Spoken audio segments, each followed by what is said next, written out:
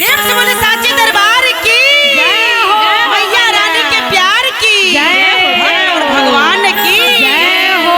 और आई माई के बड़ा सुंदर एगो गीत लेके हम कविता झा लेके अइलक हम।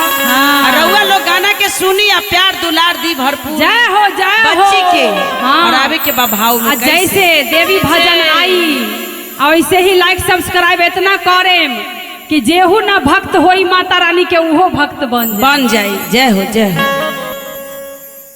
आके ही लगल खुन मागे ओ राहुल फूल बगिया गे माँ। जय हे मैया कृपा करो हे माई। मागे ओ राहुल फूल बगिया गे माँ गे के ही मांग लखुन लाले चुनरिया गे माँ गे माँ के ही मांग लखुन लाले चुनरिया गे माँ गे माँ गे के ही मांग लखुन लाले चुनरिया गे माँ। बाबा मोर लगल खुन मांगे ओ राहुल फूल बगिया गे माँ।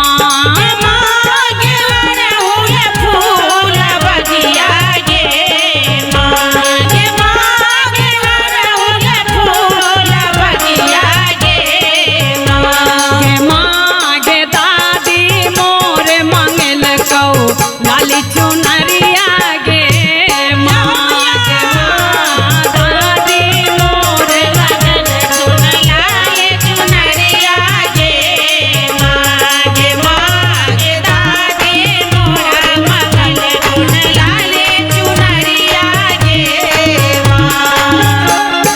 दोनों हाथ जोड़ियौ मांगे हमहू करियौ रजिया गे माँ। मांगे हमहू करियौ रजिया गे माँ। मांगे हमहू करियौ रजिया गे माँ। गे माँ गे दाए दी है 16 हो सिंगारवा गे माँ गे माँ गे दाए दी है 16 हो सिंगारवा गे माँ गे माँ गे दाए दी है 16 हो सिंगारवा गे माँ। दोनों हाथ जोड़ियौ मांगे हम सब करियौ रजिया गे माँ।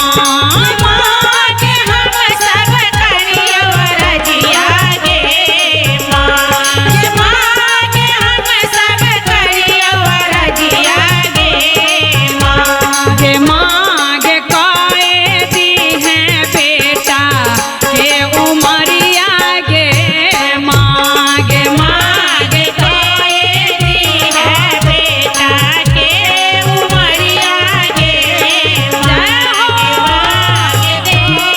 दी है बेटा के उमरिया गे माँ। दोनों हाथ जोड़ियौ मांगे हमहू करियौ रजिया गे माँ। मांगे हमहू करियौ रजिया गे माँ गे मांगे हमहू करियौ रजिया गे माँ। गे माँ गे दाए दी है आना धन संपत्तिया गे